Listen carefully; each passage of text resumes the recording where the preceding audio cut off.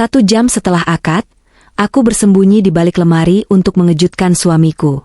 Namun, langkah kaki itu bukan hanya miliknya. Ia masuk bersama wanita lain, ibu tiriku. Ternyata, ia menikahiku hanya agar bisa bebas bertemu dengannya setiap hari. Hancur sudah duniaku. Sembari bersiap mendengarkan kisah ini, yuk, absen dulu di kolom komentar, dari kota mana saja kalian menonton? Jangan lupa dukung channel ini dengan like dan subscribe ya, supaya kami makin semangat mempersembahkan cerita yang lebih menarik lagi. Hari ini seharusnya menjadi hari paling bahagia dalam hidupku.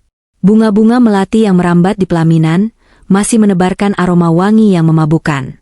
Suara riuh rendah tamu undangan, ucapan selamat yang tak henti-hentinya, serta senyum yang terus terkembang di bibirku selama berjam-jam, semuanya terasa seperti mimpi yang menjadi kenyataan. Aku, Alia, akhirnya menikah dengan Raka, lelaki yang selama setahun terakhir ini menjadi pangeran dalam setiap dongeng tidurku. Lelaki yang santun, tampan, dan begitu menghormati ayahku. Acara resepsi sesi pertama baru saja selesai. Kami memiliki jeda waktu sekitar 2 jam sebelum resepsi malam dimulai. Raka masih berada di luar, berbincang dengan beberapa kerabat jauh yang baru datang. Sementara aku, dengan alasan ingin mengganti riasan yang mulai luntur dan sedikit beristirahat, meminta izin untuk masuk ke kamar pengantin lebih dulu. Kakiku terasa begitu pegal. Sepatu hak tinggi yang kupakai sejak pagi seolah meremukan tulang-tulang jari kakiku. Begitu masuk ke dalam kamar yang telah dihias indah dengan kelopak mawar merah di atas tempat tidur, aku menghela napas panjang. Lega rasanya bisa lepas dari keramaian itu sejenak. Aku duduk di tepi ranjang, memijat kakiku yang berdenyut nyeri. Namun, di tengah rasa lelah itu, ada gelenyar kebahagiaan yang membuncah di dada. Aku sudah menjadi istri Raka. Istri sahnya. Tiba-tiba, sebuah ide jahil terlintas di benakku. Raka pasti akan segera menyusul ke sini. Bagaimana jika aku memberinya sedikit kejutan? Aku ingin melihat wajah kagetnya, lalu ia akan tertawa dan memelukku erat.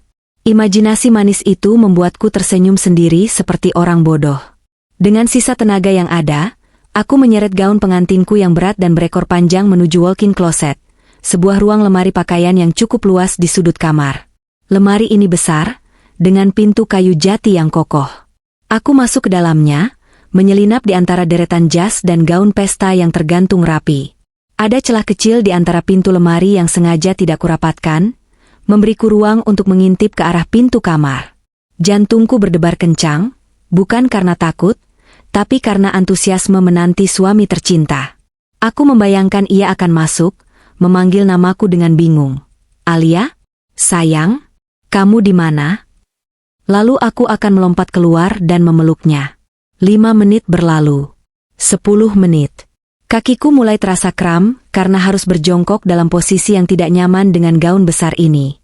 Keringat dingin mulai menetes di pelipisku. Ruang di dalam lemari ini pengap, dan bau kapur barus bercampur dengan aroma kayu tua sedikit membuatku pusing. Namun, aku tetap bertahan. Lalu, terdengar suara gagang pintu diputar. Klek.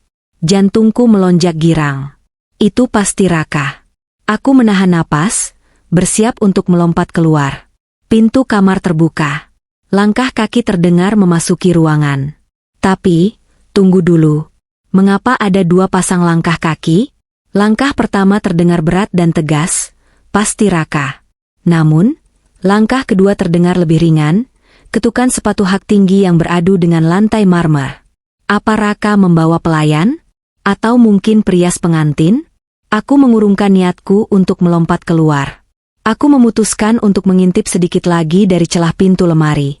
Pemandangan yang tersaji di depan mataku seketika membuat darahku berhenti mengalir. Itu memang Raka. Dia masih mengenakan setelan jas pengantinnya yang gagah. Tapi dia tidak sendirian. Dia merangkul pinggang seorang wanita dengan begitu mesra, begitu posesif. Dan wanita itu mengenakan kebaya brokat emas yang sangat kukenal. Kebaya yang tadi pagi kupuji karena membuatnya terlihat begitu anggun dan awet muda. Wanita itu adalah ibu tiriku. Istri dari ayahku sendiri. Otakku mendadak lumpuh. Aku mencoba memproses apa yang sedang kulihat. Mungkin aku salah paham. Mungkin ibu sedang pusing dan Raka membapahnya masuk untuk istirahat? Ya, pasti begitu. Raka adalah menantu yang baik, dan ibu adalah mertua yang penyayang. Tapi detik berikutnya, harapanku hancur berkeping-keping. Raka menutup pintu kamar dengan kaki, lalu mendorong tubuh ibu hingga menempel ke dinding, tepat di samping meja rias.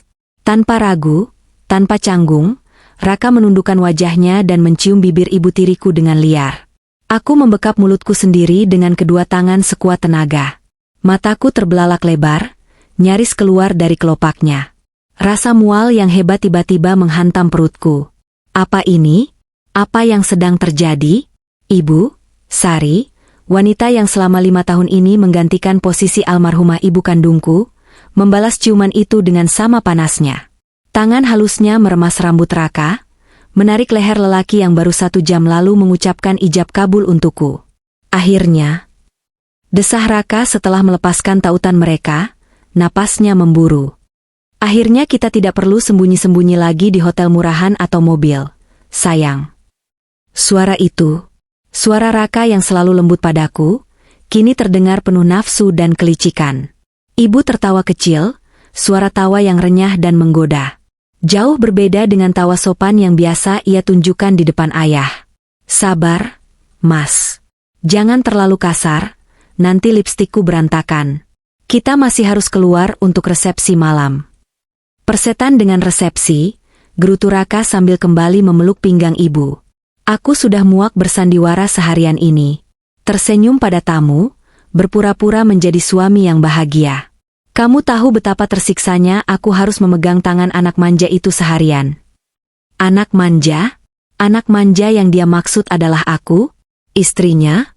Air mataku mulai menetes, satu persatu, lalu menderas tanpa bisa kubendung. Namun aku tidak berani bersuara. Ketakutan yang amat sangat mencekik leherku. Aku takut jika mereka tahu aku ada di sini, mereka akan melakukan sesuatu yang lebih gila. SSSHH, sabarlah sedikit lagi, hibur ibu sambil mengelus pipi Raka.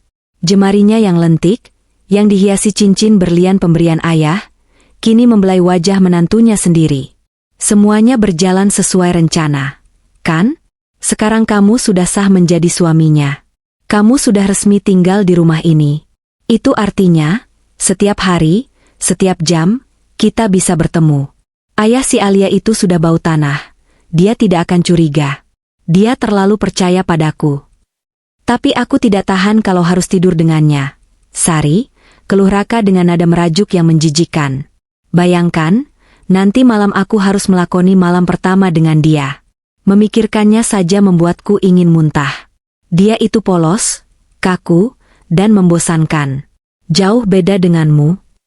Kalimat itu seperti belati yang ditancapkan tepat di jantungku, lalu diputar perlahan. Raka, yang selalu memujiku cantik, yang selalu berkata aku adalah wanita impiannya, ternyata merasa jijik padaku. Dia menganggapku membosankan. Dan yang lebih menyakitkan, dia membandingkanku dengan ibu tiriku sendiri. Anggap saja itu pekerjaan lembur. Mas, kata ibu sambil terkekeh. Lakukan saja tugasmu. Buat dia jatuh cinta mati padamu, buat dia bergantung padamu.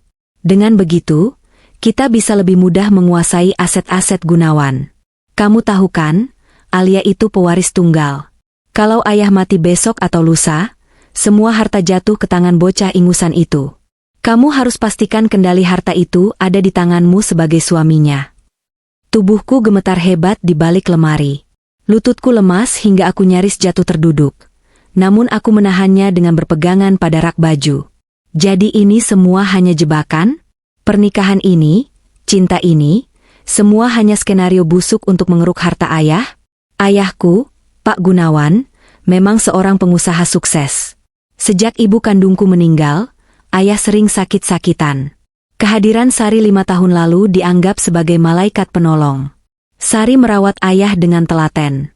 Aku pun menyayanginya, menganggapnya seperti ibu sendiri. Aku tidak pernah curiga sedikitpun.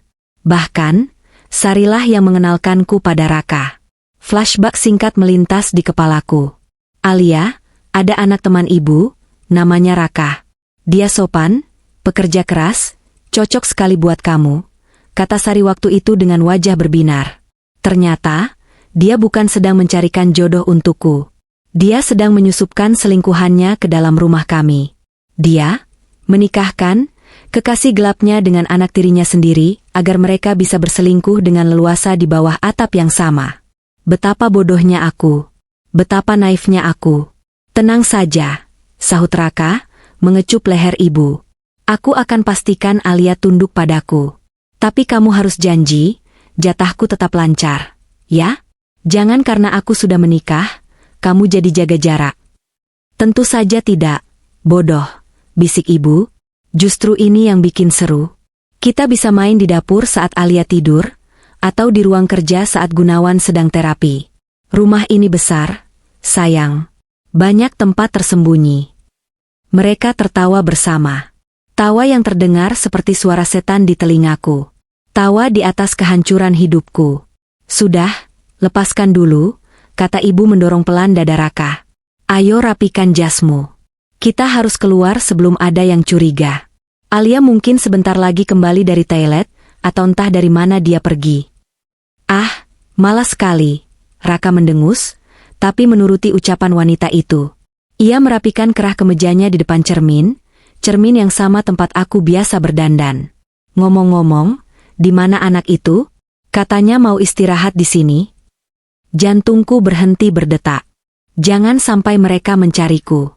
Mungkin di kamar mandi? Atau di kamar tamu? Jawab ibu acuh tak acuh. Biarkan saja.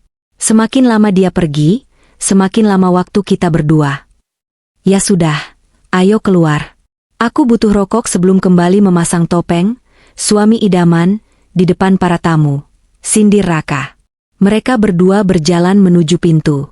Sebelum keluar, Raka sempat menepuk bokong ibu dengan nakal, dan ibu membalasnya dengan cubitan mesra. Pintu tertutup. Suara langkah kaki mereka menjauh. Hening kembali menyelimuti kamar pengantin yang luas ini. Namun, keheningan ini terasa mencekam. Aura kebahagiaan yang tadi memenuhi ruangan telah lenyap, berganti dengan hawa dingin yang menusuk tulang. Aku merosot ke lantai lemari. Gaun pengantin putihku yang indah kini terasa seperti kain kafan yang melilit tubuhku. Aku ingin berteriak. Aku ingin lari keluar, mengejar mereka, menjambak rambut ibu, dan menampar wajah Raka. Aku ingin memberitahu ayah, memberitahu semua tamu undangan bahwa pernikahan ini adalah penipuan besar. Bahwa pengantin pria adalah bajingan dan ibu mempelai wanita adalah pelacur. Tapi bayangan wajah ayah melintas. Ayah yang duduk di kursi roda, dengan wajah pucat namun tersenyum bahagia melihatku menikah. Dokter bilang jantung ayah sangat lemah. Guncangan emosi yang hebat bisa berakibat fatal. Jika aku membuat keributan sekarang, jika aku membongkar aib ini di tengah pesta, ayah pasti akan syok. Dan jika ayah meninggal karena serangan jantung, maka Raka dan Sari akan menang. Mereka akan tertawa di atas kuburan ayah dan menguasai semuanya. Tidak. Aku tidak boleh gegabah. Di dalam gelapnya lemari, di antara tumpukan baju, gadis polos bernama Alia yang masuk ke ruangan ini 1 jam lalu telah mati. Terbunuh oleh pengkhianatan paling keji. Aku menggigit bibir bawahku sampai berdarah untuk menahan isak tangis yang meledak. Rasa asin darah bercampur dengan air mata yang mengalir ke mulutku. Sakit. Sakit sekali. Rasanya seperti ada tangan tak kasat mata yang merobek dada dan mengeluarkan isinya paksa. Aku menatap cincin emas di jari manisku. Benda ini bukan simbol cinta. Ini adalah borgol. Ini adalah rantai yang mereka pasangkan untuk menjeratku. Dengan tangan gemetar, aku menghapus air mata kasar. Aku tidak boleh hancur sekarang. Mereka pikir aku bodoh? Mereka pikir aku lemah? Baiklah. Akan kutunjukkan pada mereka. Jika mereka ingin bermain drama, maka aku akan menjadi aktris terbaik yang pernah mereka lihat. Aku akan tetap menjadi istri Raka. Aku akan tetap menjadi anak manis bagi Sari. Tapi di balik senyumku nanti, aku akan menyiapkan liang lahat untuk mereka berdua. Aku menunggu 10 menit lagi sebelum berani keluar dari lemari. Memastikan bahwa mereka benar-benar sudah pergi jauh dari kamar. Dengan susah payah, aku bangkit. Kakiku kesemutan parah, membuatku harus berpegangan pada dinding agar tidak jatuh. Saat aku melangkah keluar dari walk-in closet, cahaya lampu kamar terasa menyilaukan, seolah menelanjangi rasa sakitku. Aku berjalan tertatih menuju meja rias. Cermin besar itu memantulkan sosokku. Pengantin wanita yang menyedihkan. Riasan mataku sedikit luntur, ada jejak hitam maskara di pipi. Mataku merah dan bengkak. Jangan menangis, Alia. Berhenti, bisikku pada pantulan diriku sendiri. Suaraku serak, terdengar asing di telinga. Aku mengambil tisu basah, membersihkan noda hitam di pipi dengan gerakan kasar. Kulitku terasa perih, tapi rasa sakit fisik ini membantu mengalihkan rasa sakit di hati. Aku memperbaiki bedakku, memulas ulang lipstik merah di bibirku yang pucat. Aku harus terlihat sempurna. Tidak boleh ada satu orang pun yang tahu bahwa aku baru saja menangis. Aku menatap tajam ke arah cermin. Mulai hari ini, kamu bukan lagi Alia si anak ayah yang manja, ucapku dingin. Kamu adalah Alia yang akan menghancurkan mereka. Setelah merasa cukup rapi, aku menarik napas panjang, mengisi paru-paruku dengan oksigen sebanyak mungkin, lalu membuangnya perlahan. Aku melangkah menuju pintu. Setiap langkah terasa berat, seolah ada batu besar yang diikatkan di kakiku. Saat aku membuka pintu kamar dan berjalan menuju ruang tengah, suara musik gamelan sayup-sayup terdengar. Pesta belum berakhir. Perangku baru saja dimulai. Di ruang tengah, aku melihat pemandangan yang membuat perutku mual. Raka dan ibu sedang duduk di sofa, mengapit ayah. Mereka terlihat seperti potret keluarga bahagia. Raka sedang memijat bahu ayah, sementara ibu menyuapkan potongan buah ke mulut ayah. Betapa pandainya mereka berakting. Ular berbisa yang menyamar menjadi merpati. Alia, seru ibu saat melihatku datang. Senyumnya lebar, matanya menyipit ramah. Ya ampun, sayang. Lama sekali di kamar? Kami sempat khawatir loh. Aku memaksakan sudut bibirku untuk tertarik ke atas. Rasanya kaku, seperti topeng tanah liat yang baru kering. Iya, Bu. Tadi sempat ketiduran sebentar. Capek sekali rasanya. Raka langsung berdiri, menghampiriku dengan wajah penuh perhatian. Dia mengulurkan tangan hendak memegang lenganku. Refleks tubuhku menolak. Ada dorongan kuat untuk menepis tangannya, untuk meludahi wajahnya. Tapi akal sehatku menahan. Aku membiarkan jari-jari kotor itu menyentuh kulitku. Kamu pucat sekali, sayang, kata Raka, suaranya terdengar begitu khawatir. Apa kamu sakit? Aku sakit karena melihatmu, jerit batinku. Hanya sedikit pusing, Mas, jawabku pelan, berusaha membuat suaraku terdengar manja seperti biasanya. Mungkin karena sanggul ini terlalu berat. Duduk dulu sini, Nak. Ayah melambaikan tangannya yang kurus. Raka, ambilkan minum untuk istrimu. Siap, ya. Raka bergegas menuju meja yang penuh dengan hidangan camilan. Aku duduk di samping ayah, memeluk lengan pria tua itu. Ayah menepuk-nepuk punggung tanganku. Ayah senang sekali hari ini, Alia. Akhirnya ayah bisa melihatmu menikah dengan laki-laki yang baik. Sekarang ayah bisa tenang kalau sewaktu-waktu dipanggil Tuhan. Ayah jangan bicara begitu, potongku cepat. Kali ini air mataku mendesak keluar lagi, tapi karena alasan yang berbeda. Aku menangis karena kasihan pada ayah. Dia tidak tahu bahwa dia sedang menyerahkan putrinya pada serigala. Ayah harus sehat. Ayah harus panjang umur. Iya, ayah terkekeh. Berkat ibumu ini, ayah jadi semangat sembuh. Sari merawat ayah dengan sangat baik. Aku melirik ibu.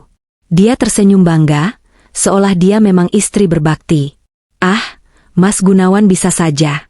Itu kan sudah kewajiban istri. Raka kembali membawa segelas air mineral. Minum dulu, sayang.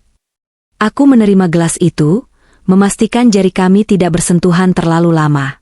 Aku meminumnya sedikit, hanya untuk membasahi kerongkongan yang kering. Bu, Mas Raka, kataku tiba-tiba, menatap mereka bergantian. Sepertinya untuk resepsi malam, aku tidak bisa berdiri terlalu lama di pelaminan. Kepalaku benar-benar sakit. Ini adalah langkah pertamaku. Aku tidak ingin bersanding dengan Raka di pelaminan malam ini. Loh? Sayang sekali, kata ibu, keningnya berkerut. Tamu-tamu penting banyak yang datang malam nanti. Teman-teman bisnis ayah juga. Tapi kalau Alia sakit, jangan dipaksa, Bu, sela ayah membela. Kesehatan Alia lebih penting. Biar nanti kita duduk saja, tidak usah berdiri terus di pelaminan. Raka tampak sedikit kecewa, atau mungkin kesal karena rencananya untuk pamer menjadi terganggu. Apa tidak bisa minum obat dulu, sayang? Nanti aku pijat kepalanya. Kata, pijat, dari mulutnya terdengar menjijikan. Sudah minum obat tadi, Mas? Tapi belum reda, dustaku. Aku cuma butuh duduk santai. Tolong mengerti ya. Aku memasang wajah memelas. Raka akhirnya mengalah. Baiklah, demi istriku tercinta. Malam itu, resepsi tetap berjalan, namun terasa hambar bagiku. Aku lebih banyak duduk, membiarkan Raka yang sibuk tebar pesona ke sana kemari. Setiap kali mataku menangkap Raka dan ibu saling bertukar pandang dari kejauhan, hatiku semakin membeku. Rasa cinta yang tadi pagi masih memenuhi dadaku, kini perlahan berubah menjadi gumpalan es yang tajam. Akhirnya, acara selesai. Tamu-tamu pulang. Saatnya menghadapi mimpi buruk yang sesungguhnya, malam pertama. Kami kembali ke kamar pengantin. Raka langsung melepas jasnya, melemparnya ke kursi, lalu melonggarkan dasinya. Dia menatapku dengan senyum yang dulu kuanggap menawan, tapi kini terlihat seperti seringai predator. Akhirnya kita berduaan saja, ucapnya sambil berjalan mendekatiku.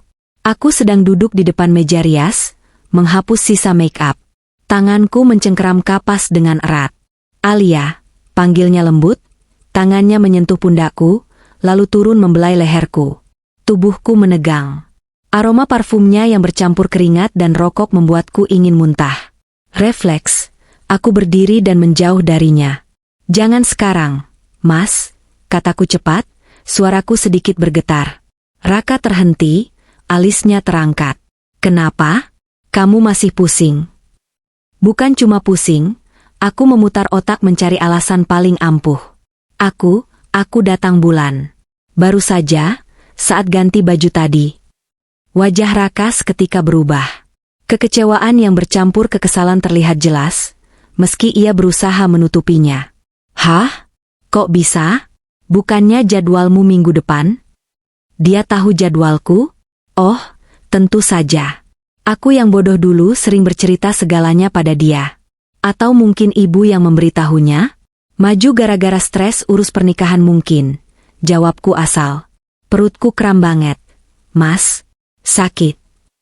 Raka menghela napas kasar. Rencana dia untuk menaklukkan, aku malam ini gagal total. Tapi baguslah, setidaknya aku selamat untuk beberapa hari ke depan. Air mataku kembali menetes di bantal. Ini baru hari pertama. Masih ada ratusan hari ke depan yang harus kulalui di neraka ini. Tapi aku bersumpah, aku tidak akan menjadi korban selamanya. Di balik selimut, tanganku mengepal. Nikmatilah kemenangan kalian malam ini, Raka, Ibu. Tertawalah selagi bisa. Karena setelah ini, aku yang akan menentukan kapan kalian menangis. Malam itu, saat Raka akhirnya berbaring di sampingku, aku menahan napas. Dia mencoba memelukku dari belakang, tapi aku pura-pura sudah tidur pulas dengan mendengkur halus. Dia mendecak kesal, lalu berbalik memunggungiku. Kami tidur di satu ranjang, namun terpisah oleh jurang kebohongan yang tak berdasar. Dan di dalam kegelapan kamar itu, mataku terbuka lebar, menatap kosong ke dinding, merancang langkah demi langkah pembalasan dendam. Cahaya matahari pagi yang menerobos masuk melalui celah-celah tirai jendela terasa seperti tombak yang menusuk mataku. Aku mengerjapkan mata, berharap semua kejadian kemarin hanyalah mimpi buruk yang diciptakan oleh kelelahan pestaku. Namun, saat aku menoleh ke samping, realitas menghantamku dengan keras. Di sana, tertidur pulas dengan mulut sedikit terbuka, adalah Raka. Lelaki yang baru kemarin berjanji di hadapan Tuhan untuk menjagaku, namun di belakangku, ia merayakan kemenangannya bersama ibu tiriku. Aku menatap wajahnya lama. Dulu, aku selalu mengagumi garis rahangnya yang tegas dan bulu matanya yang lentik. Aku sering membayangkan betapa indahnya bangun tidur di sampingnya setiap pagi. Tapi sekarang, melihat wajah itu hanya memicu rasa mual yang hebat di perutku. Wajah tampan itu tak ubahnya topeng iblis yang menyembunyikan rencana busuk. Aku bisa melihat kemunafikan bahkan saat ia sedang tertidur. Perlahan, aku bangun dari tempat tidur. Tubuhku terasa remuk redam, bukan karena aktivitas malam pertama yang seharusnya romantis, melainkan karena ketegangan otot yang kutahan semalaman. Aku nyaris tidak tidur. Setiap kali Raka bergerak atau mendengkur, jantungku berdegup kencang, takut jika tangannya yang kotor itu menyentuhku tanpa sadar. Aku menghabiskan malam dengan memeluk guling erat-erat, membangun benteng pertahanan di antara kami. Aku melangkah ke kamar mandi, menyalakan keran shower dengan air dingin. Aku berdiri di bawah guyuran air, membiarkan dinginnya menusuk kulit, berharap air itu bisa membekukan hatiku yang sedang terbakar amarah. Aku menggosok tubuhku dengan kasar, seolah ingin menghilangkan jejak keberadaan mereka di rumah ini, seolah ingin membersihkan udara yang kuhirup dari racun pengkhianatan mereka. Air mataku kembali menetes, bercampur dengan air shower. Kenapa? Tuhan? Kenapa harus aku? Apa salahku sampai orang-orang yang paling kupercayai tega melakukan ini? Setelah hampir setengah jam di kamar mandi, aku keluar dengan mengenakan piyama panjang yang tertutup rapat. Aku tidak ingin Raka melihat seinci pun kulitku. Saat aku keluar, Raka sudah bangun.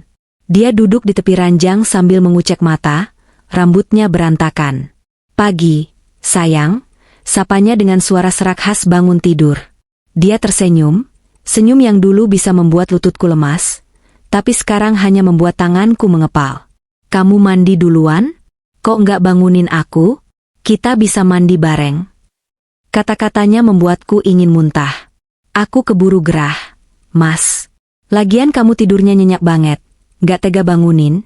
Jawabku datar sambil berjalan menuju meja rias, menyisir rambutku yang basah. Raka bangkit dan berjalan mendekatiku. Dia berdiri di belakangku, menatap pantulan kami berdua di cermin. Tangannya melingkar di pundakku, dan dagunya diletakkan di atas kepalaku. Maaf ya soal semalam. Aku capek banget, terus kamu juga lagi halangan. Malam ini kita ganti rugi, ya? Bisiknya tepat di telingaku. Aku menahan napas. Aroma tubuhnya yang belum mandi, bercampur sisa alkohol tipis dari pesta semalam, membuatku pusing. Aku memaksakan senyum tipis di cermin. Lihat nanti ya, Mas. Perutku masih kram. Aku melepaskan diri dari pelukannya dengan alasan ingin mengambil baju ganti untuknya. Sana mandi dulu, Mas. Bau ah. Nanti ibu sama ayah nungguin kita sarapan. Mendengar kata, ibu, mata Raka berkilat sebentar. Kilatan antusiasme yang menjijikkan. Oh iya, benar. Kita harus sarapan bareng keluarga baru kita. Oke. Aku mandi dulu. Raka menyambar handuk dan bersiul kecil menuju kamar mandi. Seolah dia adalah pria paling bahagia di dunia. Tentu saja dia bahagia, rencananya berjalan mulus. Saat pintu kamar mandi tertutup dan suara air terdengar, mataku tertuju pada nakas di samping tempat tidur. Ponsel Raka tergeletak di sana. Benda pipih berwarna hitam itu seolah memanggilku. Selama kami pacaran, aku tidak pernah sekalipun mengecek ponselnya. Aku percaya padanya 100%. Raka selalu bilang privasi itu penting, dan aku yang naif ini menurut saja. Tapi sekarang, privasi adalah omong kosong. Itu hanyalah tempat persembunyian dosa-dosanya. Dengan langkah cepat dan jantung berdebar kencang, aku menyambar ponsel itu. Layarnya menyala saat ku sentuh. Terkunci. Tentu saja. Aku mencoba memasukkan tanggal lahirku. Sandi salah. Aku mendengus sinis. Bodohnya aku berpikir dia akan menggunakan tanggal lahirku. Lalu aku mencoba tanggal jadian kami. Sandi salah. Tanganku mulai gemetar. Waktu terus berjalan. Raka bisa keluar kapan saja. Aku mencoba tanggal lahir Raka sendiri. Sandi salah. Aku terdiam sejenak, memutar otak. Lalu, sebuah pikiran gila melintas. Bagaimana jika dia menggunakan tanggal lahir ibu? Tanggal lahir Sari? Aku ingat betul ulang tahun ibu karena setiap tahun ayah selalu merayakannya dengan mewah. 8 Agustus. 0808. Jari-jariku dengan ragu mengetik angka itu. 08, 08, klik. Ponsel terbuka. Duniaku rasanya runtuh untuk kedua kalinya. Jadi benar. Segala hal tentang dirinya adalah milik wanita itu. Bahkan sandi ponselnya pun adalah tanggal lahir mertuanya sendiri. Betapa sakitnya kenyataan ini. Aku segera membuka aplikasi pesan instan. Jariku men-scroll dengan cepat. Ada banyak pesan dari teman-temannya, ucapan selamat menikah yang belum dibalas. Namun, mataku tertuju pada satu kontak yang disematkan paling atas. Nama kontaknya bukan ibu mertua atau Sari, melainkan My Queen. Dadaku sesak. Aku membuka percakapan itu. My Queen, aktingmu bagus banget di pelaminan tadi. Sayang. Sabar ya, nanti malam kita rayakan sendiri. Raka, aku nggak sabar pengen peluk kamu. Si Alia manja banget. Bikin muak. My Queen, SSTT, tahan dulu. Ingat tujuan kita. Aset Gunawan sebentar lagi jadi milik kita. Raka, love you, tante cantik. My Queen, love you more, brondongku. Darahku mendidih. Rasanya aku ingin membanting ponsel ini ke dinding sampai hancur berkeping-keping. Chat ini sudah berlangsung lama. Ada foto-foto mereka berdua yang tidak senonoh, foto-foto yang diambil saat aku sedang sibuk mengurus catering pernikahan, atau saat aku menemani ayah check up. Mereka bersenang-senang di belakang punggungku. Tiba-tiba, suara air di kamar mandi berhenti. Gawat. Aku buru-buru menutup aplikasi itu, mengunci layar ponsel, dan meletakkannya kembali di posisi semula. Persis seperti sedia kala. Jantungku berpacu secepat lari kuda. Aku melompat menjauh dari nakas dan pura-pura sibuk melipat selimut saat pintu kamar mandi terbuka. Raka keluar dengan handuk melilit di pinggang, rambutnya basah meneteskan air. Dia menatapku yang sedang merapikan tempat tidur. Rajin banget istriku, komentarnya. Biar rapi, Mas, jawabku tanpa menoleh. Aku tidak bisa menatap matanya sekarang. Kalau aku menatapnya, aku takut aku akan meneriakkan isi chat yang baru saja kubaca. Alia, panggil Raka lagi. Dia berjalan mendekat. Aku menegang. Apa dia tahu aku membuka ponselnya? Apa posisi ponselnya berubah? Kenapa, Mas? Aku memberanikan diri menoleh, memasang wajah polos andalanku. Baju gantinya mana? Kok malah ngelipatin selimut? Tanyanya sambil terkekeh. Aku menghela napas lega. Dia tidak curiga. Oh, iya, lupa. Sebentar aku ambilkan. Aku berjalan menuju lemari, mengambilkan kemeja santai dan celana pendek untuknya. Saat aku menyerahkan baju itu, tanganku bersentuhan dengan tangannya. Kulitnya terasa seperti bara api yang membakar kulitku. Aku ingin segera mencuci tanganku dengan sabun antiseptik. Sambil menunggu Raka berpakaian, pikiranku melayang ke masa lalu. Masa di mana Sari pertama kali mengenalkanku pada Raka. Waktu itu, 1 tahun yang lalu, di sebuah kafe mahal. Sari tersenyum manis sekali. Alia, kenalin ini Raka. Dia asisten manajer di perusahaan teman ibu. Anaknya sopan, pintar, dan yang paling penting, dia tanggung jawab. Ibu rasa dia cocok banget buat ngimbangin kamu yang lembut. Aku ingat betapa berbinarnya mata Sari waktu itu. Aku pikir itu binar kebahagiaan seorang ibu yang ingin anaknya mendapatkan jodoh terbaik. Ternyata, itu adalah binar kepuasan seorang sutradara yang sedang mengatur pemain untuk drama kejahatannya. Raka saat itu menyalamiku dengan sopan, tatapannya hangat. Hai, Alia. Tante Sari sering cerita soal kamu. Katanya kamu suka nulis. Ya? Semua itu palsu. Semua pujian, semua perhatian, semua kencan-kencan manis kami selama setahun ini, semuanya hanyalah skrip yang mereka tulis bersama. Mereka mempermainkan perasaan seorang gadis yang merindukan kasih sayang. Mereka memanfaatkan kerinduanku akan sosok ibu dan keinginan ayah untuk melihatku menikah. Sayang, kok melamun? Suara Raka membuyarkan lamunanku. Dia sudah rapi, wangi parfum mahalnya, yang ironisnya adalah hadiah dariku bulan lalu, memenuhi ruangan. Nggak apa-apa, cuma mikirin ayah. Yuk, turun, ajakku. Kami berjalan keluar kamar. Raka menggenggam tanganku. Biasanya aku akan merasa aman dalam genggamannya, tapi kini rasanya seperti digandeng oleh sipir penjara.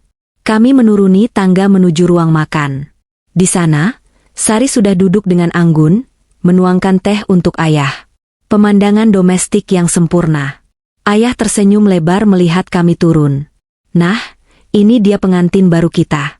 Gimana malam pertamanya? Lancar? Goda ayah sambil tertawa. Aku merasakan genggaman Raka mengerat. Lancar dong. Yah. Alia hebat, jawab Raka dengan nada bangga yang dibuat-buat. Aku ingin berteriak. Bohong. Dia bahkan tidak menyentuhku.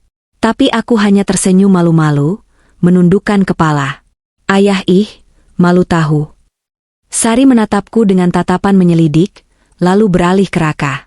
Ada kode rahasia dalam tatapan mereka yang dulu tidak kupahami, tapi sekarang terbaca jelas. Sari bertanya lewat matanya, sudah kamu lakukan? Dan Raka menjawab dengan kedikan bahu samar, belum.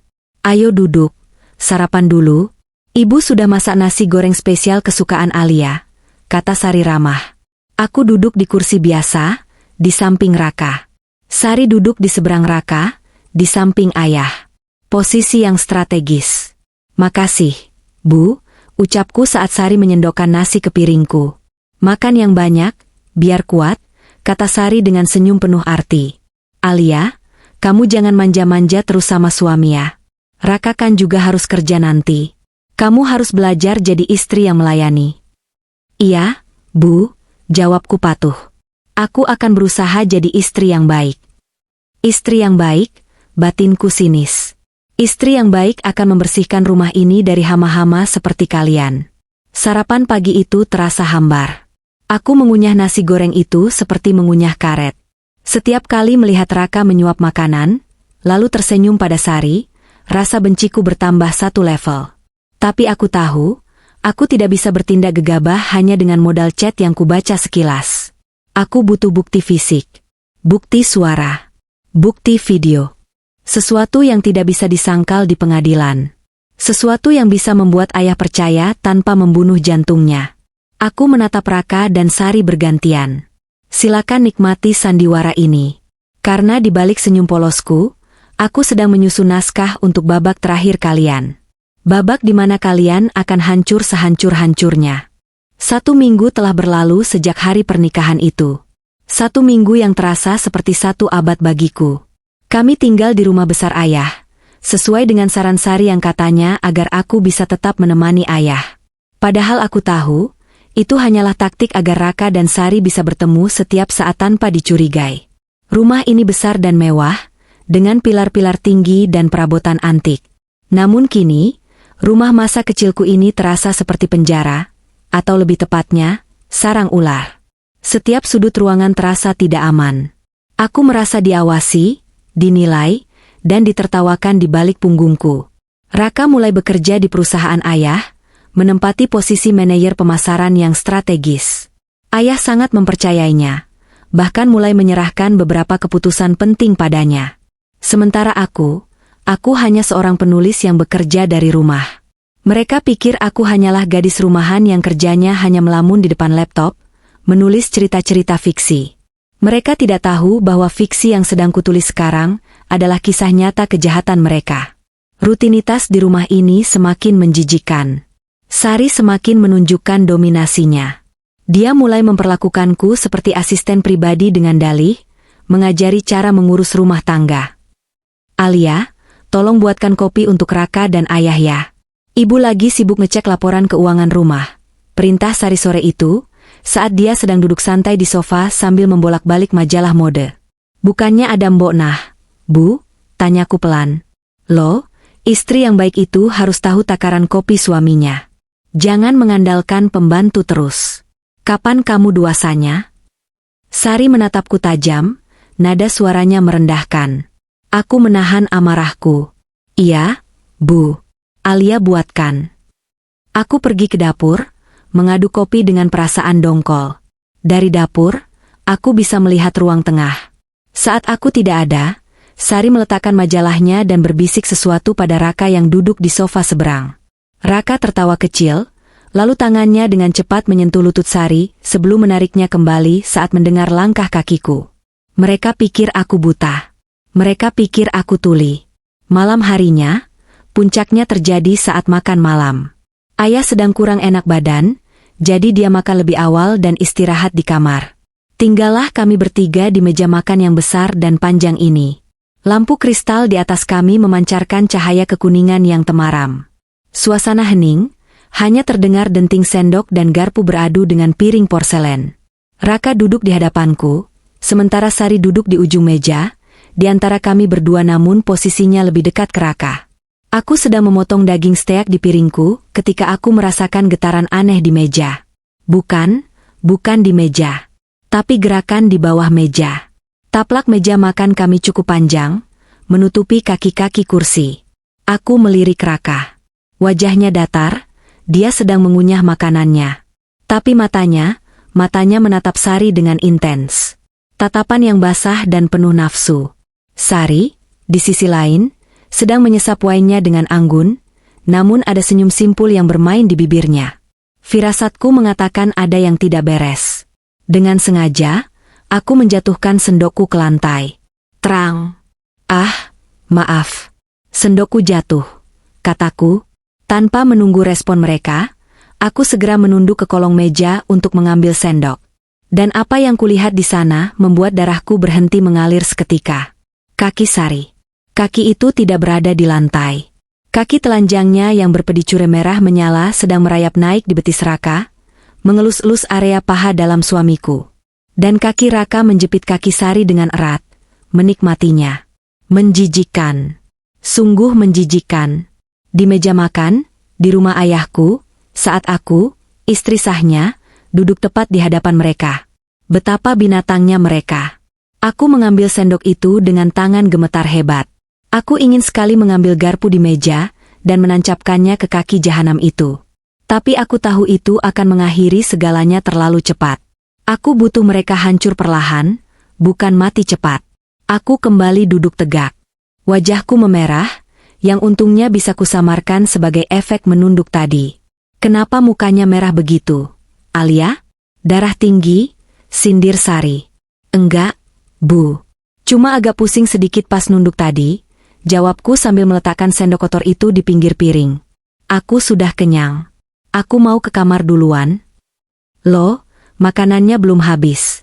Sayang, jangan buang-buang makanan, tegur Raka, sok bijak. Kakinya di bawah meja pasti masih sibuk bermain dengan kaki ibu tiriku. Perutku mual, Mas. Maaf ya. Aku berdiri dan meninggalkan ruang makan itu secepat mungkin sebelum aku benar-benar muntah di atas meja. Sesampainya di kamar, aku mengunci pintu. Aku bersandar di pintu, merosot ke lantai, dan menangis tanpa suara. Dadaku sakit sekali. Rasanya seperti diinjak-injak oleh ribuan gajah. Harga diriku hancur lebur. Mereka benar-benar tidak menganggapku manusia. Bagi mereka, aku hanya batu loncatan. Cukup. Air mata ini harus menjadi yang terakhir. Aku bangkit, menghapus air mata dengan kasar. Aku berjalan ke meja kerjaku, membuka laci tersembunyi. Di sana, aku menyimpan sebuah alat yang baru saja kubeli secara online 2 hari lalu, dan sampai tadi siang saat Raka dan Sari tidak ada di rumah. Sebuah voice recorder digital berukuran sangat kecil, sebesar jempol orang dewasa, dengan daya rekam tinggi dan baterai tahan lama. Berwarna hitam matte, tidak memantulkan cahaya. Sempurna untuk disembunyikan. Aku tahu mereka sering menghabiskan waktu di ruang kerja ayah. Ayah jarang masuk ke sana lagi sejak sakit. Jadi ruangan itu menjadi markas besar mereka untuk merencanakan pengambil alihan perusahaan. Mereka merasa aman di sana karena kedap suara. Malam ini juga, aku harus memasangnya. Aku menunggu hingga jam menunjukkan pukul 1 dini hari. Rumah sudah sepi dan gelap. Raka sudah tidur di sampingku, atau pura-pura tidur, aku tidak peduli. Aku bangun perlahan, menyelinap keluar kamar tanpa alas kaki agar tidak menimbulkan suara langkah. Lorong rumah gelap gulita, hanya diterangi cahaya bulan dari jendela besar. Aku berjalan seperti hantu di rumahku sendiri.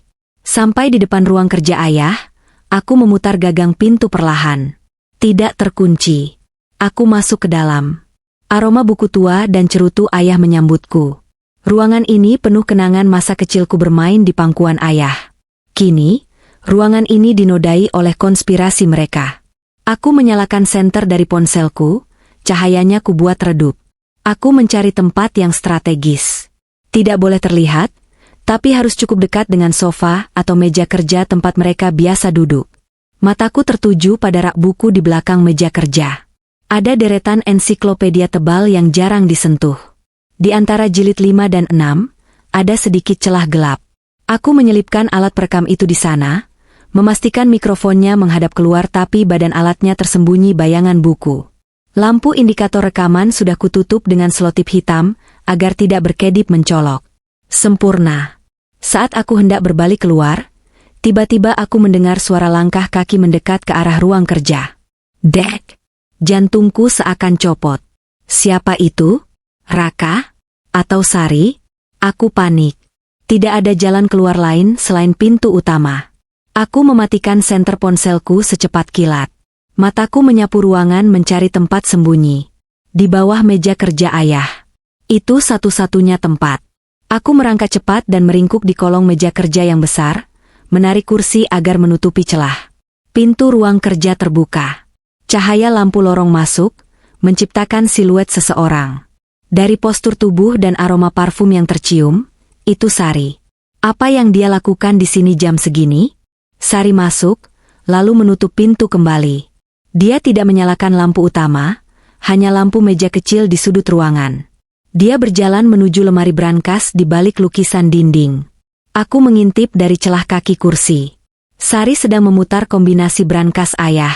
Bagaimana dia tahu kodenya? Klik. Brankas terbuka. Sari mengeluarkan beberapa tumpuk dokumen. Dia menyalakan senter kecil dan mulai memotret dokumen-dokumen itu dengan ponselnya.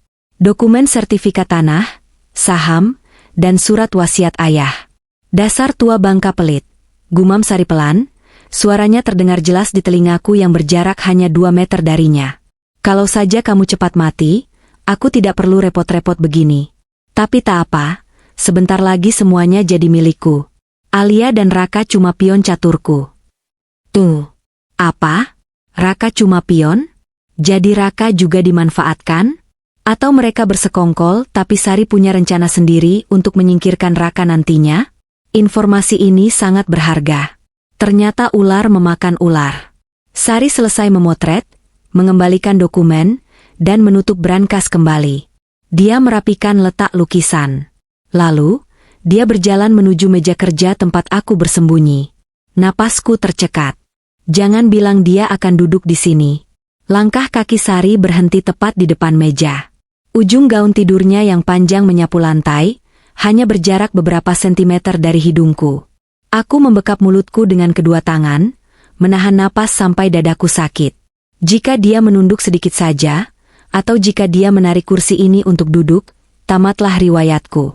Aku akan ketahuan, dan entah apa yang akan dia lakukan padaku di tengah malam buta begini. Mungkin dia akan membunuhku dan membuatnya terlihat seperti kecelakaan. Hening yang mencekam berlangsung selama beberapa detik. Tiba-tiba ponsel Sari bergetar. Dia mengangkatnya. Halo? Iya, Raka. Kamu bangun? Oh, aku cuma haus. Ambil minum sebentar. Iya, aku balik ke kamar. Jangan manja, nanti ketahuan Alia. Iya, sabar. Sari menjauh dari meja, berjalan menuju pintu. Bodoh, umpatnya lirih setelah mematikan telepon. Laki-laki bodoh. Pikirnya aku benar-benar cinta padanya? Cih. Sari keluar dari ruangan, menutup pintu pelan. Aku masih diam mematung di kolong meja selama 5 menit penuh, memastikan dia benar-benar sudah pergi. Keringat dingin membasahi seluruh tubuhku. Kakiku gemetar hebat sampai sulit digerakkan. Malam ini aku mendapatkan 2 hal. Alat penyadap yang sudah terpasang, dan sebuah fakta baru bahwa persekutuan jahat mereka pun rapuh. Sari adalah dalang utamanya. Raka hanyalah alat. Ini menarik. Jika aku tidak bisa melawan mereka berdua sekaligus, mungkin aku bisa mengadu domba mereka. Tapi sebelum itu, aku butuh bukti yang lebih banyak. Perekam suara itu akan menjadi senjataku yang paling mematikan. Aku merangkak keluar, mengendap-endap kembali ke kamar dengan hati-hati. Saat aku berbaring kembali di samping Raka yang sudah mendengkur lagi, aku tersenyum dalam kegelapan. Selamat tidur, para pengkhianat. Nikmatilah mimpi indah kalian malam ini, karena saat kalian bangun nanti, jaring laba-labaku sudah mulai bekerja. 3 hari berlalu sejak aku memasang alat perekam suara kecil itu di ruang kerja ayah. 3 hari yang penuh dengan ketegangan yang menyiksa. Selama 3 hari itu, aku menjalani peran sebagai istri yang penurut dan anak tiri yang berbakti. Aku tersenyum saat Raka mencium keningku di pagi hari, meski perutku mual. Aku mengangguk patuh saat Sari menyuruhku melakukan pekerjaan rumah yang tidak masuk akal, meski hatiku berteriak ingin memberontak.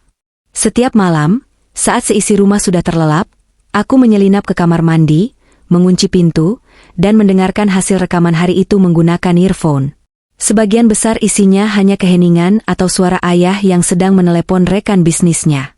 Namun, rekaman di hari ketiga mengubah segalanya. Itu adalah bom waktu yang akhirnya meledak di telingaku. Malam itu, jam digital di ponselku menunjukkan pukul 2 dini hari. Aku duduk di atas kloset tertutup, tangan gemetar memegang ponsel yang terhubung dengan file rekaman. Suara itu jernih, terlalu jernih hingga membuat kuduku meremang. Gimana reaksinya setelah minum obat yang baru? Itu suara Raka. Nadanya terdengar cemas, tapi bukan kecemasan seorang menantu yang peduli, melainkan kecemasan seorang konspirator yang takut gagal. Tenang saja, jawab suara Sari, dingin dan tenang. Dosisnya sudah dinaikkan sedikit. Tidak akan langsung mematikan, itu terlalu mencolok. Obat ini akan membuat detak jantungnya tidak beraturan secara perlahan. Dokter akan mengira itu komplikasi biasa dari penyakit jantungnya yang lama. Aku membekap mulutku agar isak tangis tertahan. Mereka bukan hanya ingin menguasai harta. Mereka sedang membunuh ayahku. Pelan-pelan. Dengan sadis. Kamu yakin tidak akan ketahuan saat otopsi nanti? Tanya Raka lagi. Siapa yang akan minta otopsi? Bodoh? Sari tertawa meremehkan. Alia? Anak itu terlalu bodoh dan terlalu sedih nanti. Dia akan sibuk menangis. Dan kamu, sebagai menantu laki-laki, akan menolak otopsi dengan alasan, kasihan jenazah. Sempurna, kan? Kamu memang iblis cantik, puji Raka. Kemudian terdengar suara kecupan dan tawa mereka berdua. Rekaman itu berakhir. Aku melepas earphone dengan napas memburu. Rasanya oksigen di kamar mandi sempit ini mendadak hilang. Tubuhku menggigil hebat. Ayahku, pahlawanku, satu-satunya orang yang tulus mencintaiku di dunia ini, sedang diracuni oleh istri yang dia puja dan menantu yang dia banggakan. Aku tidak bisa tidur lagi malam itu. Amarah yang membakar dadaku sudah melewati batas toleransi. Rasa takutku hilang, berganti dengan tekad baja untuk menyeret mereka ke neraka. Tapi aku butuh momen yang tepat. Aku butuh bukti fisik obat itu, atau setidaknya bukti komunikasi tertulis mereka. Keesokan paginya, kesempatan itu datang dengan cara yang mengerikan namun sudah kuprediksi. Kami sedang sarapan. Ayah terlihat lebih pucat dari biasanya. Tangannya gemetar saat memegang sendok. Sari dengan telaten, atau lebih tepatnya dengan akting pemenang Oscar, menyuapkan bubur ke mulut ayah. Aduh. Ayah tiba-tiba memegang dada kirinya. Wajahnya meringis kesakitan. Keringat dingin sebesar biji jagung muncul di dahinya. Mas Gunawan kenapa? Sari langsung berteriak. Suaranya melengking panik. Raka, Alia, ayah kenapa ini? Ayah. Aku melompat dari kursi, berlari memeluk ayah yang mulai terkulai lemas di kursi rodanya. Napas ayah tersengal-sengal, matanya membelalak menahan sakit. Sakit dada ayah. Desisnya. Cepat siapkan mobil. Kita ke rumah sakit sekarang. Teriak Raka, berlagak heroik. Dia membopong tubuh ayah yang kurus kering itu dengan mudah. Dalam kekacauan itu, aku melihat Sari menyeringai tipis, sangat tipis, saat Raka membawa ayah keluar. Hanya sepersekian detik, sebelum wajahnya kembali berubah menjadi topeng istri yang histeris. Bertahanlah, Mas. Jangan tinggalkan aku. Raungnya sambil berlari mengejar Raka. Kami semua masuk ke mobil. Raka menyetir dengan kecepatan tinggi. Sari duduk di belakang memangku kepala ayah, menangis meraung-raung. Aku duduk di depan, dia mematung. Aku tahu ini efek obat itu. Aku ingin sekali mencekik Sari saat itu juga, tapi aku harus menyelamatkan nyawa ayah dulu. Sesampainya di UGD, dokter dan perawat langsung menangani ayah. Kami menunggu di luar. Sari terus menangis di bahu Raka. Raka menepuk-nepuk punggung Sari dengan mesra, terlalu mesra untuk ukuran ibu mertua dan menantu di tempat umum. Sabar ya, Bu. Ayah pasti kuat, kata Raka. Aku menatap mereka dengan jijik. Tiba-tiba, sebuah rencana muncul di kepalaku. Ini adalah kesempatan emas. Rumah kosong. Semua orang ada di sini. Bu, Mas, panggilku pelan. Suaraku kubuat serak seperti habis menangis. Aku lupa bawa dompet dan kartu asuransi ayah.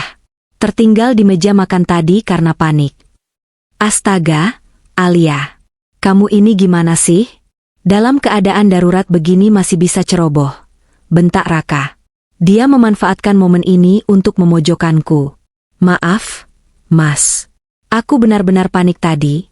Aku menunduk, pura-pura bersalah. Biar aku pulang sebentar ambil dokumennya. Sekalian ambil baju ganti buat ayah dan ibu. Biar aku saja yang pulang, kata Raka hendak berdiri. Jangan, cegahku cepat. Raka menatapku curiga. Aku buru-buru menambahkan, maksudku, Mas Raka di sini saja jaga ibu. Ibu butuh sandaran. Ibu kelihatan syok banget. Kalau Mas pergi, siapa yang nenangin ibu? Aku cuma sebentar kok, naik taksi online. Sari mengangkat wajahnya yang basah oleh air mata buaya. Iya, Raka. Kamu di sini saja. Ibu takut sendirian kalau ada apa-apa sama ayah. Biar Alia yang pulang. Sari masuk perangkapku. Dia terlalu manja dan ingin berduaan dengan Raka di saat kritis begini. Ya sudah. Cepat ya. Jangan lama-lama, perintah Raka ketus. Aku mengangguk dan bergegas pergi. Begitu keluar dari pintu rumah sakit, aku tidak memesan taksi. Aku berlari menuju pangkalan ojek agar lebih cepat menembus macet. Jantungku berpacu dengan waktu. Aku punya waktu mungkin 1 jam sebelum mereka curiga, atau sebelum dokter memberi kabar. Sesampainya di rumah, keheningan menyambutku. Rumah besar ini terasa seperti makam. Aku langsung berlari menuju kamar Sari dan ayah. Pintunya tidak dikunci karena tadi mereka pergi terburu-buru. Aku masuk ke dalam sarang ular itu. Aroma parfum Sari yang menyengat memenuhi ruangan. Aku langsung menuju nakas di samping tempat tidur Sari. Kosong. Hanya ada obat-obatan biasa. Aku beralih ke meja riasnya. Menggeledah laci-laci, lipstik, bedak, perhiasan. Tidak ada yang mencurigakan. Di mana dia menyimpannya? Di mana dia menyimpan racun itu? Mataku tertuju pada lemari pakaian besar. Di bagian paling bawah, tertumpuk kotak-kotak sepatu bermerek. Salah satu kotak sepatu itu posisinya sedikit miring. Berbeda dengan tatanan Sari yang biasanya perfeksionis. Aku menarik kotak itu. Isinya bukan sepatu, tapi botol-botol kecil tanpa label dan beberapa berkas. Tanganku gemetar saat mengambil salah satu botol. Cairan bening. Ini pasti racun itu. Aku memasukkannya ke dalam tasku. Tapi aku butuh lebih dari sekadar cairan. Aku butuh motif. Aku butuh bukti rencana. Aku menggeledah lebih dalam ke bagian belakang lemari, meraba-raba dinding kayu di balik gantungan baju. Jariku menyentuh sesuatu yang menonjol. Sebuah papan kayu yang longgar. Aku mencungkilnya dengan kikir kuku yang ada di meja rias. Papan itu terbuka. Di dalamnya, tersembunyi sebuah kotak besi kecil dan sebuah ponsel tua. Ponsel yang kulihat waktu Sari di ruang kerja malam itu. Tanpa pikir panjang, aku menyalakan ponsel itu. Baterainya tinggal sedikit. Tidak dikunci. Bodoh sekali. Mungkin Sari merasa terlalu aman di rumahnya sendiri. Aku membuka galeri dan pesan. Apa yang kutemukan di sana membuat lututku lemas, hingga aku jatuh terduduk di lantai. Ini bukan sekadar perselingkuhan. Ini adalah perampokan berencana. Ada foto-foto dokumen perusahaan ayah sejak 3 tahun lalu.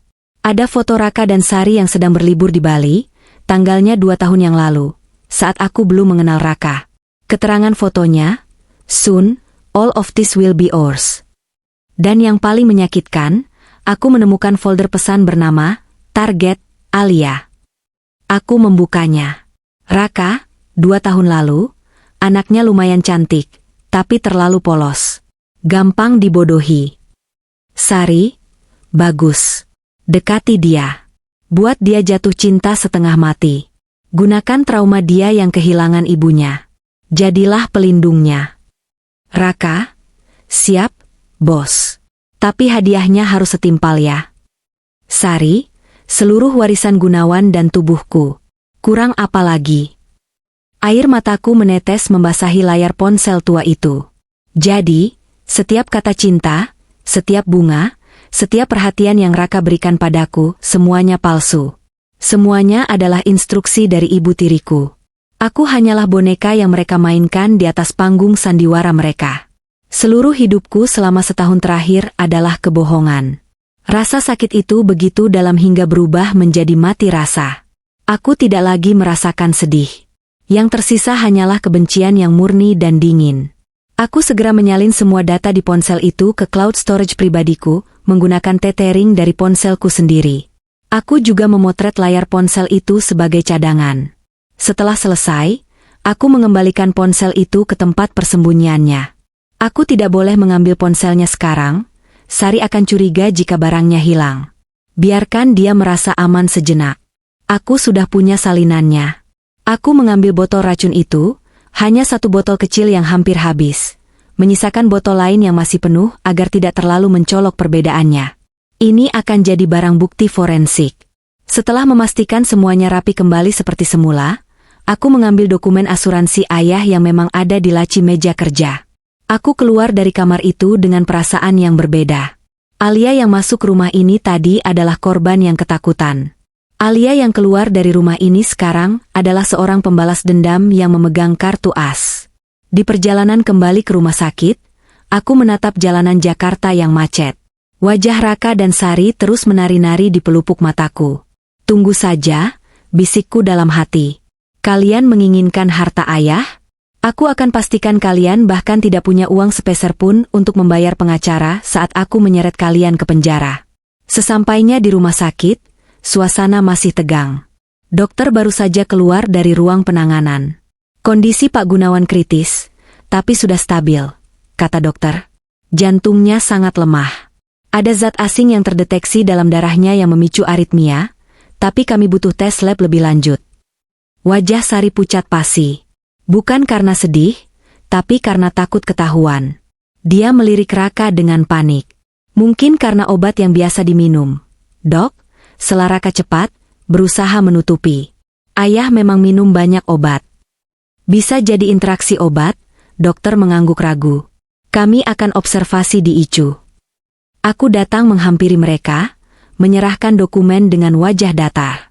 Ini, Mas, dokumennya.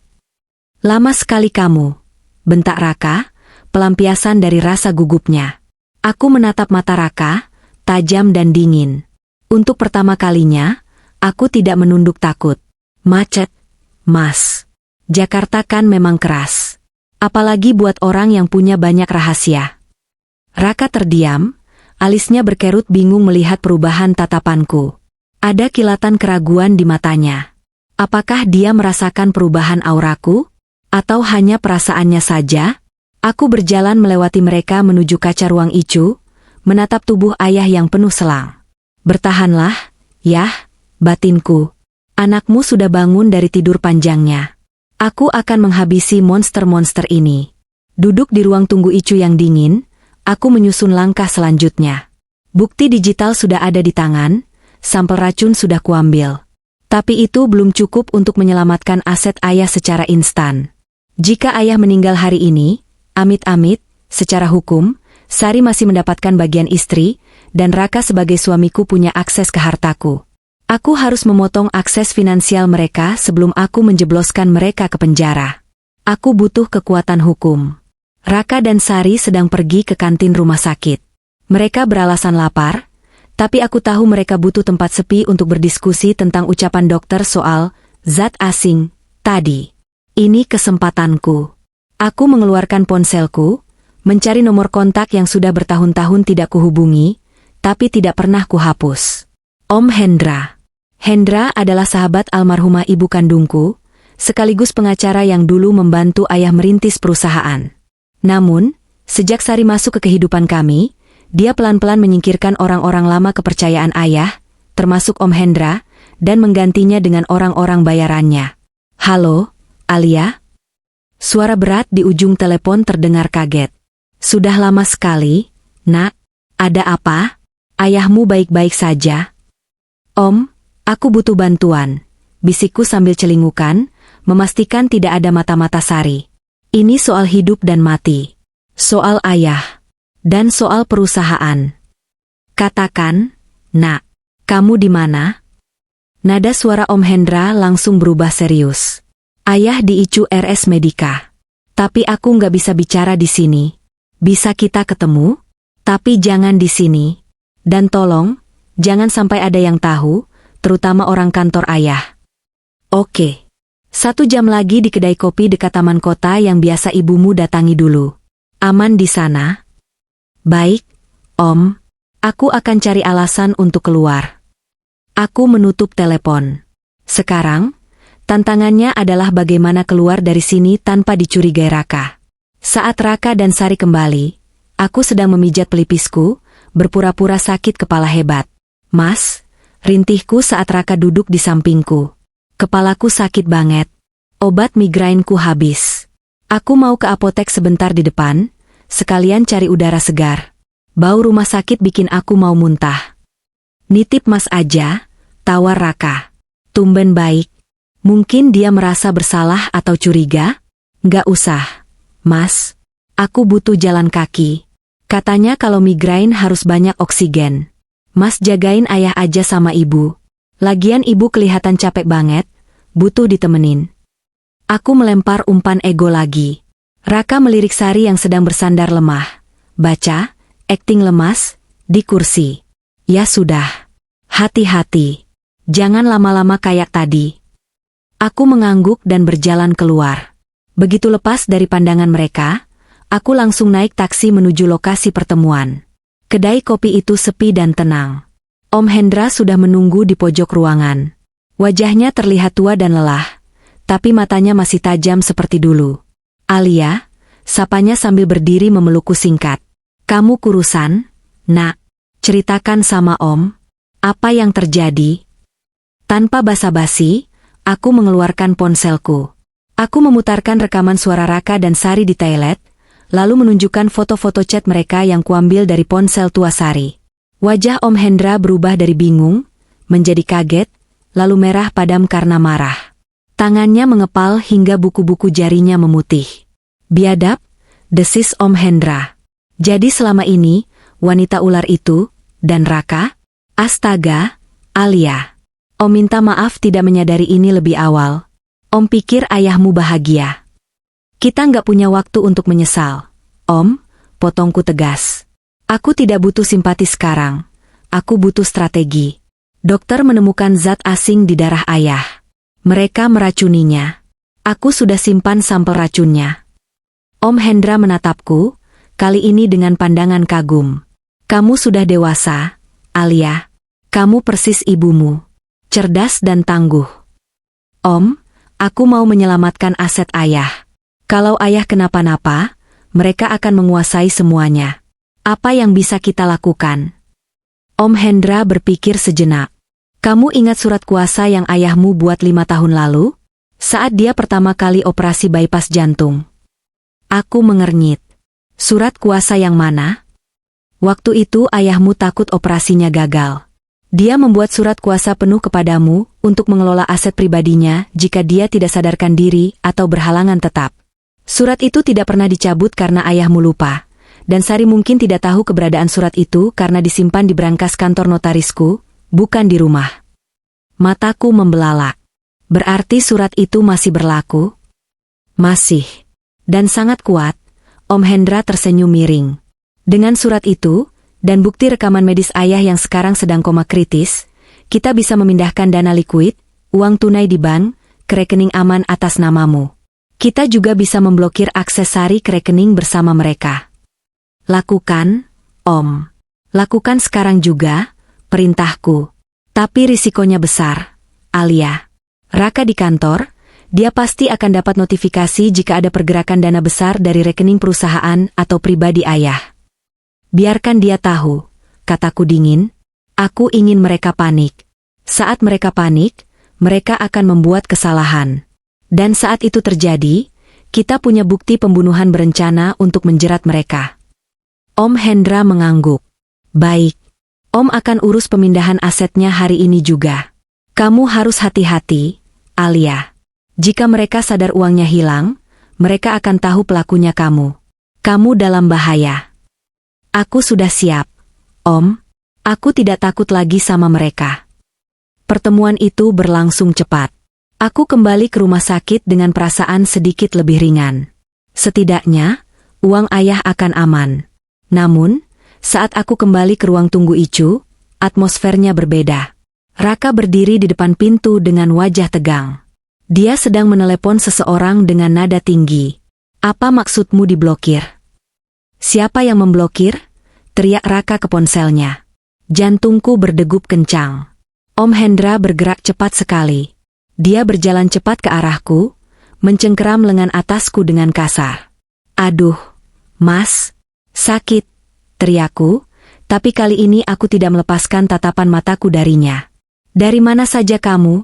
Bentak Raka, tidak peduli dengan orang-orang di sekitar yang mulai menoleh. Ke apotek kok 1 jam lebih. Kamu pergi kemana Aku cari makan juga, Mas. Aku lapar. Kenapa sih Mas kasar banget? Balasku, menantang. Jangan bohong. Raka menarikku mendekat, wajahnya hanya beberapa sentimeter dari wajahku. Ada yang mengutak-atik rekening ayah barusan. Aksesku ditolak.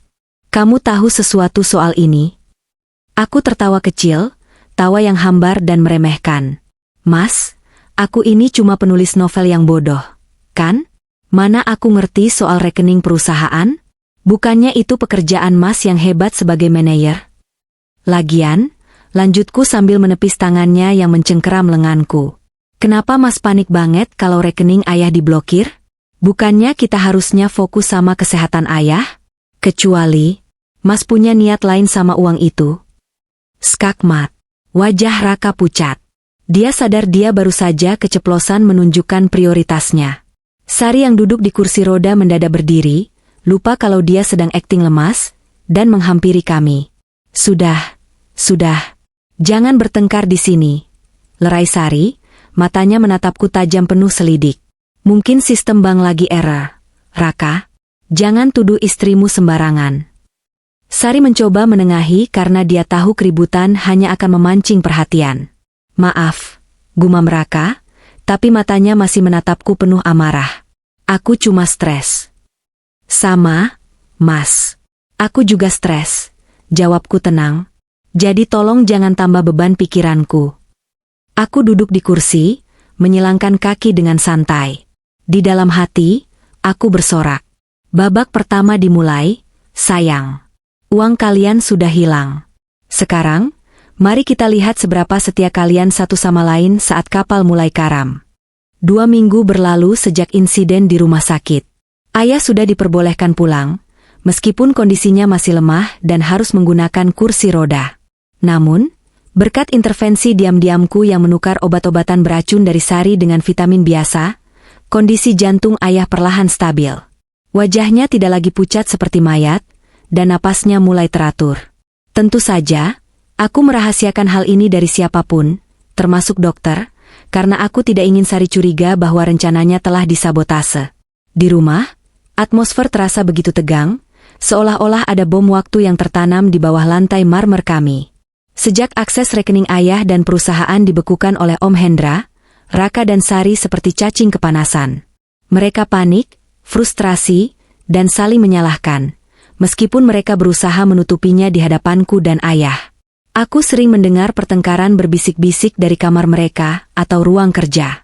Kenapa sampai sekarang belum bisa dibuka aksesnya? Desis Raka suatu malam. Kita butuh uang itu untuk membayar vendor proyek fiktif itu. Sari, kalau tidak cair minggu ini, kita bisa dilaporkan. Jangan bentak aku, balas Sari. Aku sudah coba hubungi orang dalam bank. Katanya ini pembekuan tingkat tinggi dari pemilik kuasa hukum. Si tua Bangka Gunawan itu pasti punya pengacara rahasia. Mendengar itu dari balik pintu, aku tersenyum puas. Rasa lapar mereka akan uang membuat mereka lengah. Inilah saatnya aku menarik pelatuk. Aku merencanakan sebuah acara makan malam besar. Dengan alasan, syukuran kesembuhan ayah, aku menyebar undangan ke kerabat dekat, kolega bisnis ayah yang paling berpengaruh, dan tentu saja, beberapa investor yang sedang diincar Raka untuk proyek barunya. Bu, Mas, kataku pagi itu saat sarapan. Aku sudah mengatur catering untuk nanti malam. Tamu-tamu penting ayah akan datang. Ini kesempatan bagus buat Mas Raka untuk meyakinkan investor. Kan? Karena rekening perusahaan sedang bermasalah, mungkin kalau Mas bisa mendekati mereka secara personal, mereka mau menanam modal tunai. Umpan itu langsung disambar. Mata Raka berbinar. Dia melihat ini sebagai sekoci penyelamat. Ide bagus, Alia. Tumben kamu pintar. Iya, aku butuh ketemu Pak Handoko dan Bu Laras. Kalau mereka investasi, masalah e-cash flow, kita aman sementara waktu. Sari juga tampak setuju. Dia ingin memamerkan posisinya sebagai nyonya rumah yang berkuasa. Pastikan semuanya sempurna, Alia. Jangan bikin malu. Pakai gaun yang sopan, jangan kayak gembel. Tenang saja, Bu, jawabku dengan senyum manis yang menyembunyikan belati. Malam ini akan jadi malam yang tak terlupakan buat kita semua. Sore harinya, kesibukan melanda rumah besar kami. Para pelayan hilir mudik menata meja panjang dengan taplak sutra putih dan peralatan makan perak. Bunga-bunga segar didatangkan langsung dari Lembang. Aroma masakan mewah menguar dari dapur. Aku berdiri di balkon lantai 2, menatap kesibukan itu dengan tatapan dingin. Aku mengenakan gaun malam berwarna merah marun yang elegan, warna yang melambangkan keberanian dan darah. Dulu, aku selalu memilih warna pastel yang lembut karena Raka bilang dia suka wanita yang terlihat manis dan penurut. Tapi malam ini, aku berpakaian untuk diriku sendiri. Aku memoles bibirku dengan warna merah menyala, menata rambutku dengan gelombang tegas. Saat aku turun, tamu-tamu mulai berdatangan. Raka tampak gagah dengan tuxedo hitamnya, berdiri di dekat pintu menyambut tamu dengan senyum palsu andalannya. Sari berdiri di sampingnya, mengenakan kebaya glamor penuh payet, terlihat seperti ratu pesta. Mereka tampak serasi, pasangan penipu yang sempurna. Wah, Alia cantik sekali malam ini, puji Pak Handoko, salah satu rekan bisnis senior ayah saat melihatku. Terima kasih, Pak, jawabku ramah. Silakan masuk, ayah sudah menunggu di ruang tengah. Ayah duduk di kursi rodanya, mengenakan batik sutra. Wajahnya berseri-seri melihat banyak teman lamanya datang. Dia tidak tahu bahwa malam ini, putrinya akan menghancurkan citra keluarga yang selama ini dia banggakan demi menyelamatkan nyawanya. Maafkan Alia, yah. Ini akan sakit, tapi ini harus dilakukan. Acara makan malam dimulai. Suasana tampak hangat dan penuh tawa. Raka sibuk melobi para investor di sela-sela makan, menceritakan visi bisnisnya yang muluk-muluk. Sari sibuk tebar pesona, berperan sebagai istri setia yang merawat suaminya yang sakit. Saya beruntung sekali punya istri seperti Sari dan menantu seperti Raka, ucap ayah dengan suara parau tapi bahagia di tengah makan malam. Mereka yang mengurus saya dan perusahaan saat saya tumbang. Hatiku mencelos mendengar pujian tulus ayah. Raka tersenyum lebar, menepuk dada dengan bangga. Sudah kewajiban saya, yah. Ayah dan Alia adalah prioritas hidup saya. Aku mengepal garpu di tanganku begitu erat hingga tanganku gemetar. Prioritas hidupmu? Prioritas untuk dibunuh maksudmu? Oh, Alia, kamu kok diam saja? Tanya Sari, memecah lamunanku. Matanya menatapku tajam, seolah memperingatkan agar aku tidak merusak suasana. Ayo, suaminya diambilkan minum lagi. Aku mengangkat wajah, menatap Sari tepat di manik matanya. Aku sedang menikmati pemandangan, Bu. Jarang-jarang kan kita kumpul lengkap begini? Rasanya seperti adegan terakhir dalam sebuah film. Sari mengernyit, tidak menangkap makna ganda ucapanku. Dia hanya mengibaskan tangan, kembali sibuk mengobrol dengan istri Pak Handoko tentang koleksi tas mewahnya. Setelah hidangan utama selesai dan para tamu mulai menikmati hidangan penutup, aku berdiri. Aku mengetukkan sendok ke gelas kristalku. Ting, ting, ting. Suara denting itu membuat percakapan di meja makan perlahan senyap. Semua mata tertuju padaku. Mohon perhatiannya sebentar, kataku dengan suara lantang dan jelas. Jantungku berdegup kencang, tapi bukan karena gugup, melainkan karena adrenalin yang memuncak. Terima kasih kepada Bapak, Ibu, dan teman-teman semua yang sudah hadir malam ini untuk mendoakan kesembuhan ayah saya. Raka menatapku dengan was-was, mungkin takut aku akan bicara yang tidak-tidak. Aku memberinya senyum menenangkan. Saya tahu belakangan ini banyak rumor tentang kondisi perusahaan dan kesehatan ayah, lanjutku. Tapi malam ini, saya ingin menunjukkan betapa istimewanya keluarga kami. Betapa besar cinta yang ada di rumah ini. Sebagai bentuk rasa syukur, saya sudah menyiapkan sebuah video kenangan, kataku sambil menunjuk ke arah layar proyektor besar yang sudah kusiapkan di ujung ruangan. Video ini saya buat khusus untuk suami saya tercinta, Raka, dan ibu tiri saya yang luar biasa, Sari. Tanpa mereka, hidup saya tidak akan seberwarna ini. Raka tampak lega, dia mengira ini adalah video romantis atau video apresiasi yang akan menaikkan citranya di depan investor. Dia bahkan merangkul pundak Sari dan berbisik, anak itu ternyata berguna juga. Sari tersenyum bangga, membetulkan letak selendangnya. Ah, Alia bisa saja. Jadi terharu ibu. Silakan dinikmati, ucapku.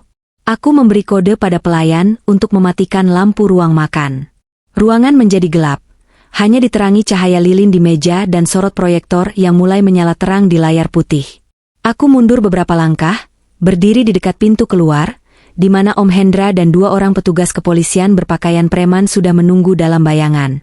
Layar proyektor menyala biru sejenak, lalu menampilkan slide pertama. Bukan foto pernikahan, bukan foto keluarga, melainkan sebuah video rekaman CCTV yang diambil dari sudut tersembunyi. Itu video di ruang kerja ayah. Kualitasnya tajam dan terang. Di layar, terlihat jelas Sari sedang membuka brankas, memotret dokumen, dan kemudian Raka masuk. Mereka berpelukan panas, lalu Raka mendudukkan Sari di atas meja kerja ayah. Suara desahan dan percakapan mereka terdengar jelas melalui speaker berkualitas tinggi yang kupasang di setiap sudut ruangan. Sabar sayang. Nunggu si tua bangka itu mati, kita bakal kaya raya. Suara Raka menggema di seluruh ruang makan. Dek. Keheningan di ruang makan seketika pecah. Tamu-tamu terkesiap. Beberapa orang menutup mulut karena kaget. Pak Handoko menjatuhkan gelasnya hingga pecah. Di meja makan, Raka dan Sari membeku. Wajah mereka yang tadinya penuh senyum sombong, kini pucat pasi seperti kain kafan. Mata mereka terbelalak menatap layar besar itu, seolah melihat hantu. Apa-apa ini? Gagap Raka. Dia berdiri, kakinya gemetar hingga menyenggol kursi sampai jatuh. Matikan. Siapa yang memutar ini? Matikan. Tapi video terus berlanjut. Kini berganti ke tampilan layar chat WhatsApp yang diperbesar. Chat mesum, rencana memalsukan tanda tangan, hingga percakapan tentang racun. Dosisnya dinaikkan saja, biar cepat lewat. Aku sudah bosan pura-pura nangis di rumah sakit. Pesan dari kontak bernama Ibu Peri, Sari. Suara rekaman suara di toilet rumah sakit menyusul kemudian. Suara Raka yang bertanya apakah otopsi akan dilakukan, dan tawa Sari yang menyebutku bodoh. Ya Tuhan! Teriak salah satu tamu wanita. Sari menjerit histeris. Bohong. Itu editan. Itu palsu. Alia, apa yang kamu lakukan? Kamu mau memfitnah ibumu sendiri? Sari berdiri, menunjuk wajahku dengan jari telunjuk yang gemetar hebat. Wajah cantiknya kini terlihat mengerikan, terdistorsi oleh ketakutan dan amarah. Aku tidak bergeming. Aku berdiri tegak di tengah kegelapan, disinari cahaya pantulan dari layar proyektor yang menayangkan aib mereka. Aku merasa seperti sutradara yang sedang melihat karya agungnya diputar. Matikan. Aku bilang matikan. Raka berlari menuju laptop yang terhubung ke proyektor, berusaha mencabut kabelnya. Tapi sebelum tangannya menyentuh laptop itu, aku berkata dengan suara dingin yang membelah kekacauan. Jangan sentuh, Mas. Atau seluruh dunia akan melihat siaran langsung ini di YouTube. Aku sudah menyambungkannya ke live stream. Raka terhenti. Dia menoleh padaku dengan tatapan putus asa. Alia, sayang, ini salah paham. Kita bisa bicara? Bicara? Aku tertawa kecil.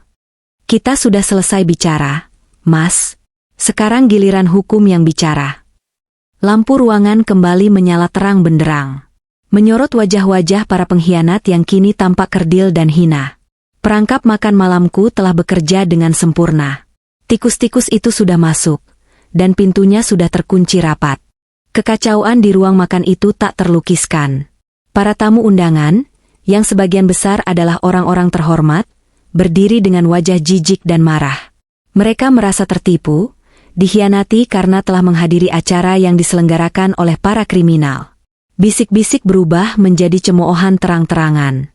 Menjijikkan. Tegas sekali kalian pada Pak Gunawan, teriak Pak Handoko, wajahnya merah padam. Saya batalkan semua rencana investasi saya. Saya tidak sudi berbisnis dengan penipu dan pembunuh. Ayah. Aku menoleh ke arah ayah. Pria tua itu duduk mematung di kursi rodanya. Wajahnya bukan lagi pucat, tapi kelabu. Matanya menatap kosong ke arah Sari dan Raka, lalu beralih ke layar proyektor yang kini menampilkan foto botol racun yang kutemukan di kamar Sari. Air mata mengalir deras di pipi keriput ayah, tanpa suara. Rasa sakit yang dia rasakan pasti jauh melebihi serangan jantung manapun. Istri yang dia cintai, menantu yang dia banggakan, ternyata adalah algojo yang selama ini menggerogoti nyawanya. Mas Gunawan. Mas, dengerin aku dulu. Ini ulah Alia. Alia cemburu padaku karena aku lebih dekat denganmu. Sari mencoba mendekati ayah. Tangannya terulur hendak meraih tangan ayah. Dia anak durhaka, Mas. Dia memalsukan semua ini. Ayah tidak bergerak. Tapi saat tangan Sari hampir menyentuhnya, ayah memalingkan wajah dengan gerakan kasar. Penolakan itu lebih menyakitkan daripada tamparan. Sari terhuyung mundur, seolah tak percaya pesonanya sudah tidak mempan lagi. Cukup sandiwaranya, Sari, suaraku menggema. Aku melangkah maju, membelah kerumunan tamu. Raka yang melihat posisinya terpojok, tiba-tiba berlari ke arahku. Wajahnya beringas. Dia mungkin berpikir jika dia bisa menyanderaku atau menyakitiku, dia bisa kabur. Dasar wanita jalang. Kau hancurkan hidupku, teriaknya sambil mengayunkan tangan hendak menamparku. Namun, sebelum tangannya menyentuh wajahku, dua orang pria berbadan tegap menyergapnya dari samping. Mereka memiting lengan Raka ke belakang punggungnya, hingga terdengar bunyi krak yang menyakitkan. Arg. Lepas, raung Raka. Om Hendra melangkah masuk diikuti dua polisi berseragam lengkap.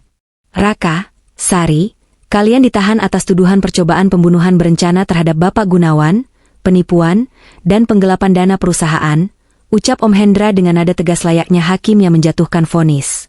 Salah satu polisi memborgol tangan Raka.